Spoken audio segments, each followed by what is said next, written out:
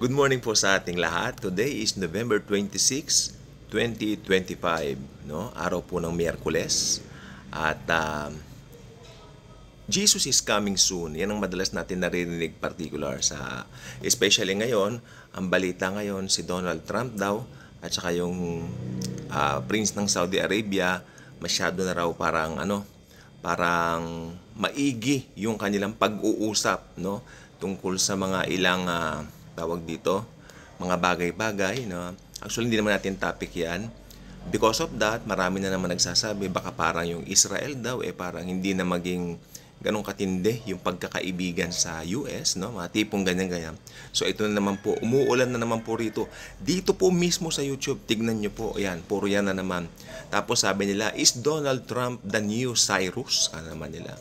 Tapos tinawag din siya nung kamakailan lang na parang Prince of Peace, mga ganyan. 'Di ba? Siya yung sa Abraham Accord dahil marami po. Pero in all of these things, kasama na yung bagyong sa halip na sa Diyos nagpasalamat sa Sierra Madre, no? Ito po yung bagyong Uwan. Lahat po nang yan, nakalagay po naman sa Matthew 24, no? Kaya sasabihin na naman nila na end times na. Pero ginagamit nila Matthew 24. Matthew 24 po, makinig po mabuti, ito po ay sa tribulation pa po magaganap. Hindi po ito, hindi po ito sa panahon natin, no? Although, syempre, marami po tayong lindol, nangyayari, kabi-kabila.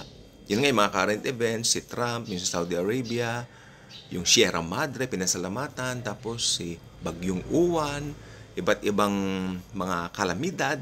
Alam niyo po ba, sobra na po ngayon, medyo nagbabago ang klima. Nagbabago talaga. Ang paggising ko kanina, ang salimuot. Hindi ko binuksan naman yung aircon kasi pag binuksan ko yung aircon kagabi, lagot ako kasi lalagnatin po talaga ako pag ganun. Ibang katawan ko pag ganun. Mas gusto kong pawisan ako compared sa mag-aircon. Hindi ako nag-aircon na magdamag, pinapatay ko rin po, ina-off ko siya. So, pero paggising ko po kanina, sobra po yung humid. Ang init ng pakiramdam. Then may bumulong sa akin, bago na talaga. Marang nagbago. At kung maiisip mo yung mga nakaraan, lalo na may comparison ka, depende sa edad nyo. Alam nyo, pag mas may edad ng isang tao, mas marami siyang comparisons regarding sa nakaraan kumpara sa ngayon. Kasi marami siyang experience.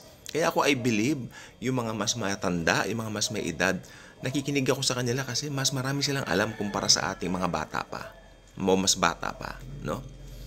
So, that's a wise way para yung mga natutunan natin sa kanila, may apply din natin sa panahon natin.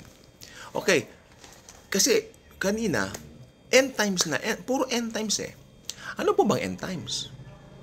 End times means isang buong kapanahunan sa pag-approach ng mga events na nakatala sa banal na kasulatan. So, isa po rito yung tinatawag na the rapture of the church. Sapagkat yan na po yung closest na atin pong ma-experience. Especially tayo mga believers, we will be caught up. Harpazo in Greek, rapturo in Latin. Kaya sabi nila, ba't wala yung word na rapture? Kinuha po sa word na Latin ng English, rapture. So meron pong rapture sa Bible. Nandun mismo yung idea, pagdagit, to caught up. Kaya yun, nakaista ko po sa Chowking. Bali, tita na rin po namin siya. Bali, kasama namin sa networking. I remember, may hawak siyang periodiko, yung dyaryo. Uso pang dyaryo noon I think this was 2010 o 2010 ka muna. 2010 more particular. Dahil during that time, nagkeke mo na yung mother ko. Ayan, 2010. Bumili ako ng ng agahan ng mother ko kasi masailan pag may sakit. Nandun siya. Umupo ako, "Oy, tita, how are you?" Then may hawak siyang dyaryo, binabasa niya. Doon sa event na yon, I forget the event, no?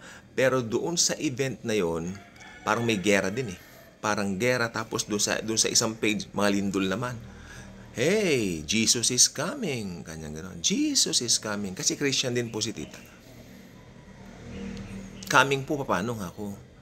Darating na siya, nakakabayo kanya. Yun. So, sa kanila, pagka darating na si Lord, nakakabayo. Second coming. Ito yung sabi niya sa akin na ito yung dito natin ilalagay yung talata natin. Makikita siya lahat ng mga mata. Nasa Bible yan, sabi niya. Oh yes. Nasa Bible naman po ito, babasahin natin. Revelation chapter 1 verse 7. Ito. Sa salin ng New King James Version. Behold, He is coming with clouds, and every eye will see Him. Ito yung sabi niya. Even they who pierce Him, and all the tribes of the earth will mourn because of Him. This is sa katapusan po ito ng Great Tribulation mangyayari. Sa panahon natin, para matapos ang church age, rapture muna. Di ba? Para matapos ang church age, magra-rapture bago pumasok ang tribulation. Rapture muna, tapos 7 years of tribulation, sa katapos-tapusan ng 7 years tribulation, ito na yung Revelation chapter 1 verse 7. Every eye will see Him. Pag darating ang Panginoong Jesucristo, kasi ililigtas ng Panginoong Jesus laban sa Antikristo yung Israel. Kasi tapat ang pangako ng Diyos sa Israel. Hindi po pinalitan, makinig po mabuti ha, hindi po pinalitan ng simbahan ng Israel. Tapat ang pangako ng Panginoon sa Israel. Tayo po church. Itong katawan po natin ng church. Hindi po building. Tayo po yung church. Kaya, baka pag narinig nyo, church age, nasa isip nyo, simbahan, mga building. Tayo po ang church. Kaya, nagtataka po ako, sa paglipas ng panahon, nagbago po. Nung araw, nung panahon po nila Pablo, naggagather sila as a whole. Nagpe-fellowship sila as a whole.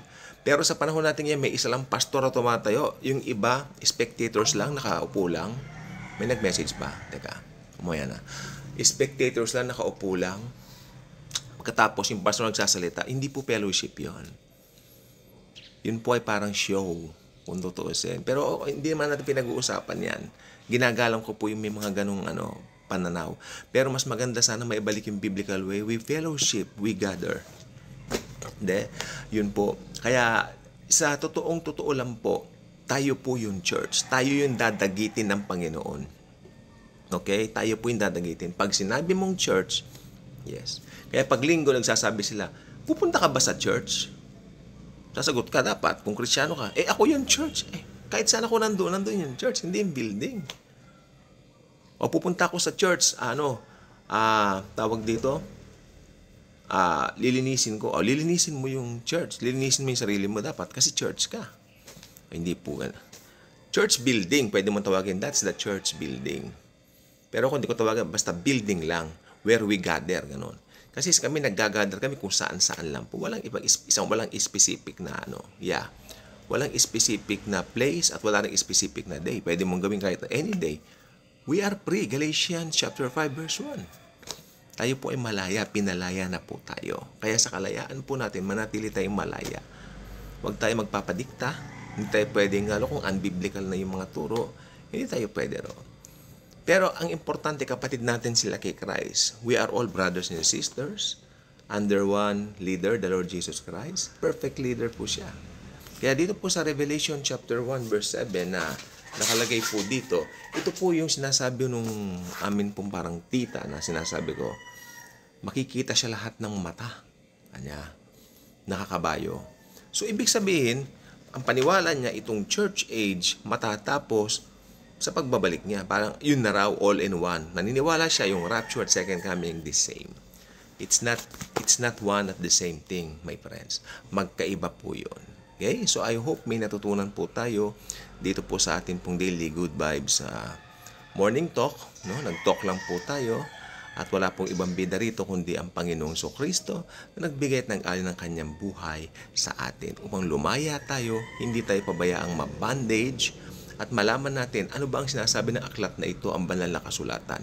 At anong kaibahan nito sa mga sinasabi ng mga modern preachers, no? Kailangan natin siyang susuriin. And we should always go back to the Bible. Okay? Sapagkat sa Bible nandun po lahat. Naalala ko nga po dati nung may nakilala kami, sabi niya, kami house church lang kami sapagkat yun ang nasa Bible. Okay? Sapagkat yun ang sabi ng Bible. Dapat, let's go back to the Bible, lalo na parating na si Lord Jesus. God bless po sa atin.